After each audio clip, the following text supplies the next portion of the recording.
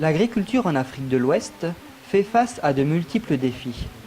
Assurer la sécurité alimentaire, nourrir sainement une population en forte croissance, préserver les systèmes sociaux et environnementaux, le tout dans un contexte de changement climatique. L'agroécologie répond à ce défi multiforme. Pour développer cette réponse agroécologique, les réseaux multi-acteurs permettent à la fois d'échanger et de renforcer les savoirs des uns et des autres, mais aussi de promouvoir ensemble l'agroécologie auprès des décideurs publics. Convaincus par cette démarche, différents acteurs de différents horizons se sont rassemblés sous l'impulsion des plateformes SREC et PFONG et ont donné naissance à la Task Force multi-acteurs pour la promotion de l'agroécologie au Sénégal. Depuis novembre 2015, rencontres multi-acteurs et visites croisées entre champs, parcelles expérimentales et laboratoires sont régulièrement organisées. Après les visites de la ferme-école de Kaïdara et de l'université Cheikh Anta Diop de Dakar, c'est l'ONG des villageois de Ndem qui a accueilli les participants.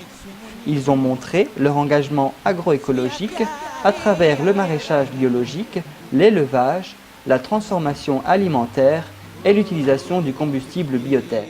C'est un combustible qui est fait avec de l'argile et des coques d'arachide. Ça sort comme ça, comme boulette. C'est avec ça donc parce que la teinture emploie beaucoup le bois de chauffe. Et comme nous sommes dans un milieu que vous connaissez, semi-désertique, c'est pour ça qu'on a eu la chance de trouver ce biocombustible.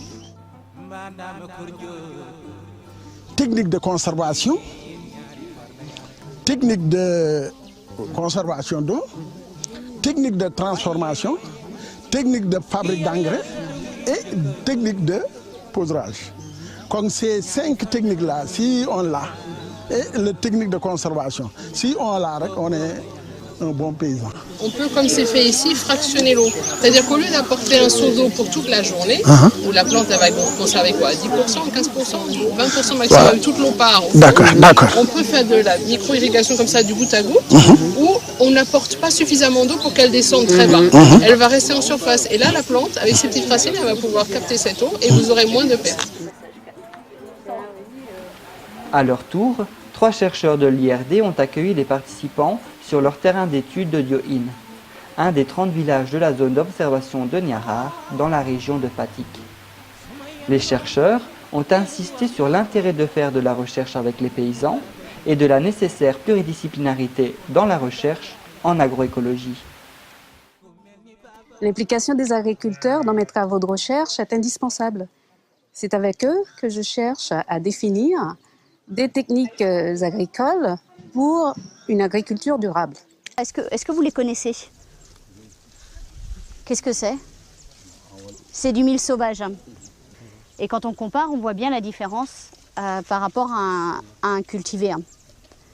Et donc, nous, en tant que généticiens, ce qu'on regarde aussi, c'est pas simplement la diversité des variétés que vous maintenez dans les champs, c'est aussi la diversité qu'il y a autour des champs. On a parlé des arbres ce matin et de l'importance que pouvaient représenter les arbres. Moi, je vous dis, ça, c'est extrêmement important également. Par exemple, le mil sauvage pousse dans des zones beaucoup plus arides que le mil cultivé. Donc potentiellement, si on croise, en faisant très schématique, si on croise du cultivé avec du sauvage, les descendants seront peut-être plus résistants à certaines conditions climatiques ou à certains ravageurs que les cultivés tout seuls. En agroécologie, l'objectif, c'est d'aider chacun à trouver sa propre solution, plutôt que de chercher des solutions passe-partout et consensuelles.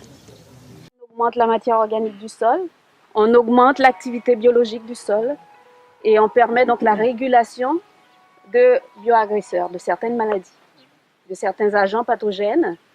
On permet un rééquilibrage des agents intéressants et de ceux qui ne le sont pas.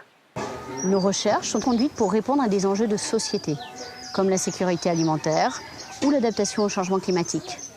Les recherches entreprises aujourd'hui associent davantage les agriculteurs et les conseillers agricoles à l'identification et à la résolution du problème. La diffusion en est ainsi facilitée. Je vous parlerai du niébé, qui est une légumineuse qui vit en association avec des bactéries et avec des champignons. Et leur association se fait au niveau des racines. Les bactéries qui s'associent avec la plante fournissent à la plante de l'urée de l'air. Vous savez que ce n'est pas toutes les plantes qui ont la capacité de puiser l'urée de l'air. Ils se limitent juste au niveau de l'azote disponible dans le sol. Mais il y a la famille de légumineuses comme le niébé, comme le soja, comme les acacias, comme le haricot.